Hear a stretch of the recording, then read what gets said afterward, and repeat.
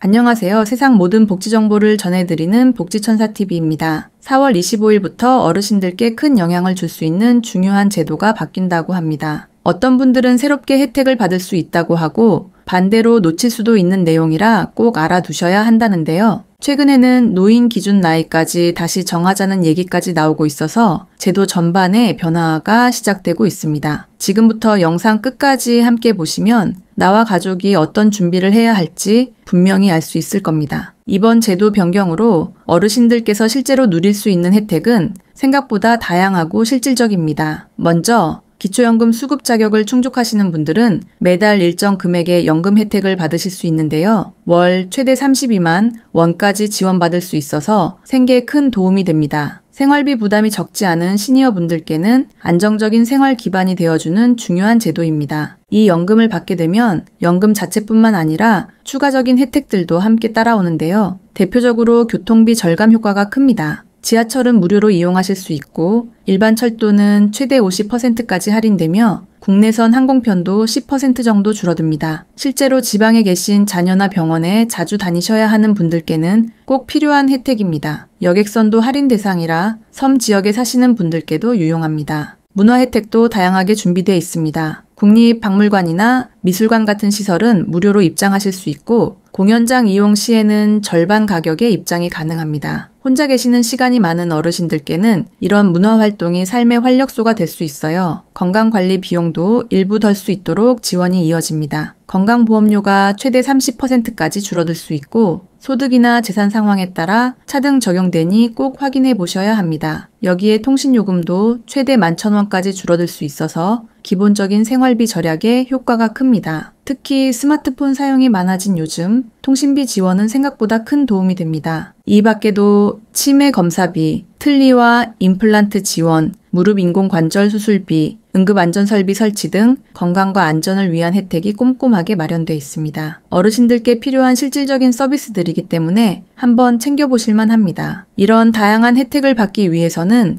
무엇보다도 수급 조건에 맞는지 확인하시는 게 중요합니다. 그럼 지금부터는 누가 받을 수 있는지 그리고 어떻게 신청해야 하는지 자세히 알려드릴게요. 기초연금 혜택을 받으시려면 먼저 연령과 소득 조건을 충족하셔야 합니다. 기본적으로 만 65세 이상이신 분들이 신청하실 수 있는데요. 단순히 나이만 되는 게 아니라 소득과 재산을 종합적으로 평가한 소득 인정액이 일정 기준 이하로 나와야 합니다. 2025년 기준으로 1인 가구의 경우 월 소득인 정액이 약 228만 원 이하여야 수급 대상이 될 수 있습니다. 여기서 말하는 소득 인정액은 단순한 월급이나 연금뿐 아니라 금융자산에서 나오는 이자 소득, 부동산에서 발생하는 임대 수입, 그리고 본인이 보유한 재산의 공시가격까지 모두 계산에 포함됩니다. 특히 부동산 가격이 최근 올라서 예전엔 해당되던 분도 이번 재산정으로는 수급 대상에서 빠질 수 있습니다. 이런 부분은 반드시 확인해 보셔야 합니다. 신청을 원하시는 분은 주소지 기준으로 가까운 읍면동 주민센터에 직접 방문하셔서 접수하실 수 있습니다. 최근에는 온라인 신청도 가능해졌는데요. 복지로 사이트나 모바일 앱을 통해서도 신청이 가능합니다. 다만 온라인 신청은 본인 인증 과정이 필요하고 서류도 사진으로 첨부해야 하니 익숙하지 않으신 분들은 가족이나 자녀분과 함께 준비하시는 걸 추천드립니다. 신청하실 때는 준비하셔야 할 서류도 몇 가지 있습니다. 기본적으로 신분증은 꼭 필요하고요. 본인의 소득과 재산을 확인할 수 있는 서류들, 예를 들면 금융거래 내역이나 부동산 관련 서류가 필요할 수 있습니다. 기초연금은 국민연금공단에서 심사를 하기 때문에 주민센터에 서류를 내신 후에는 국민연금공단의 안내를 통해 심사 결과를 받게 되십니다. 이 과정에서 추가 서류를 요구받을 수도 있고 방문 상담이 진행되기도 합니다. 또 한 가지 꼭 말씀드릴 점은 단순히 올해 한 번만 신청하면 끝나는 게 아니라는 점입니다. 매년 본인의 소득과 재산에 따라 수급 여부가 다시 판단되기 때문에 중간에 형편이 달라졌다면 자격이 달라질 수 있습니다. 특히 이번 4월 25일부터는 소득 인정액 계산 방식이 달라졌기 때문에 예전엔 받으셨던 분도 새로 계산해 보시는 게 좋습니다. 또 한 가지 꼭 확인하셔야 할 중요한 점들이 몇 가지 있습니다. 자칫하면 혜택을 놓치게 되는 경우가 생길 수 있으니 꼭 끝까지 들어주세요. 기초연금을 신청하실 때 가장 먼저 주의하셔야 할 부분은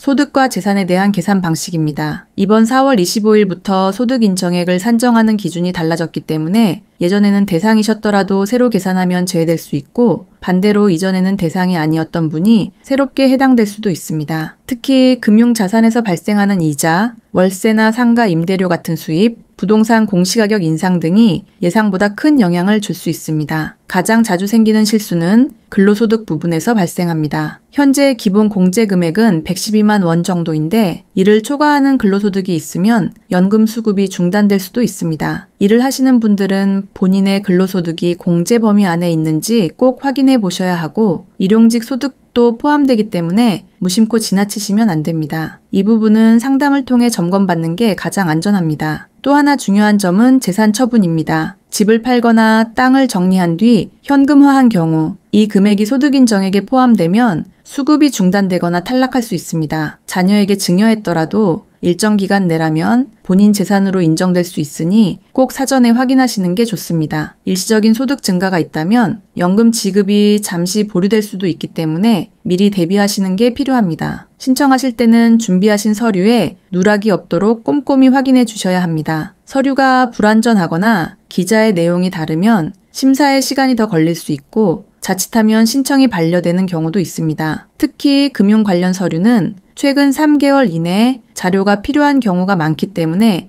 날짜 확인도 중요합니다. 직접 제출하실 때는 접수증을 꼭 받아두시는 게 좋고 온라인 신청을 하셨다면 완료 확인 문서를 저장해 두시는 게 안전합니다. 신청 시기는 언제든지 가능하지만 기준일이 매월 정해져 있기 때문에 신청을 미루시면 혜택을 다음 달부터 받게 되는 경우가 많습니다. 특히 올해처럼 제도 변화가 있는 시기에는 최대한 빨리 신청하시는 게 유리합니다. 예를 들어 4월 25일 이전에 신청하신 분과 이후에 신청하신 분은 소득 인정액 계산 방식이 달라질 수 있기 때문에 가능하시면 빠른 접수가 도움이 됩니다. 이 외에도 건강보험료 경감이나 통신요금 할인 같은 추가 혜택을 받으시려면 기초연금 수급자로 등록된 후 별도 신청 절차를 거쳐야 하는 경우가 많습니다. 단순히 연금만 신청하고 끝나는 게 아니라 관련 혜택은 따로 챙기셔야 합니다. 이런 세부적인 부분에서 혜택을 놓치는 경우가 많기 때문에 복지상담 창구나 노후 준비지원센터를 통해 자세히 안내받아 보시는 걸 추천드립니다. 이처럼 작은 차이로 혜택을 놓치는 경우가 많기 때문에 본인의 현재 상황을 정확히 알고 준비하시는 게 가장 중요합니다. 기초연금 제도는 소득이 적은 어르신들의 안정적인 노후를 돕기 위해 2014년부터 본격적으로 시행된 국가복지제도입니다. 우리나라는 빠르게 고령사회로 진입하면서 노후 빈곤 문제가 심각하게 대두됐고 이에 따라 정부는 일정 연령 이상의 어르신들께 매달 일정 금액을 지원하는 제도를 마련하게 된 겁니다. 단순히 금전적인 도움을 넘어서 어르신들의 삶의 질을 높이고 사회적 소외감을 줄이기 위한 의미도 함께 담고 있습니다. 이 제도의 핵심은 생활이 어려운 어르신께 실질적인 도움을 드리는 데 있습니다. 일정 소득 이하인 만 65세 이상 어르신을 대상으로 하고 있고 해마다 소득 인정액 기준이 조금씩 조정되면서 보다 정교하게 지원 대상이 관리되고 있습니다. 최근에는 고령화 속도가 더욱 빨라지면서 제도 적용 방식에도 변화가 생겼고 2024년 4월 25일부터는